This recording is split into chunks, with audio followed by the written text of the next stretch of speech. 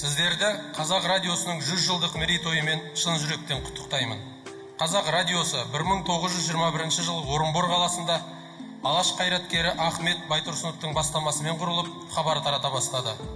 Халқымыздың талайлы тарихы мен шежіресі эфирде қамтылып, аумалы төкпелі кезеңдерде ел өміріндегі маңызды оқиғалар жұртшылыққа жедел жеткізілді.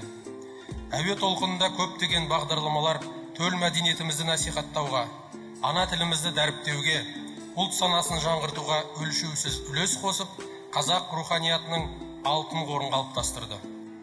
Бір ғасыр ішінде осы қара шаңырақта еңбек еткен майталман журналистер мен көрнекті қайраткерлер көпшіліктің ыстық ықыласына бөленіп, артына өшпес із қалдырды. Әсіресе Мина Сейітова, Әнуарбек Байжанбаев, Сауық Жақанова сияқты танымал дикторлар дара даусымен тыңдарман жүрегінен ерекше орын алды. Қазіргі таңда Қазақ радиосы еліміздегі заман талабына сай дамыған іргелі ақпарат құралының бірі де бірегейі.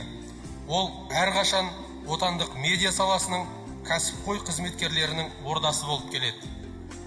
Радио алдағы уақытта да жақсылықтың жаршысы болып, талғамы биік тыңдарман қауымды танымдық хабарлармен, тағылымды бағдарламалармен қуанта береді деп сенемін.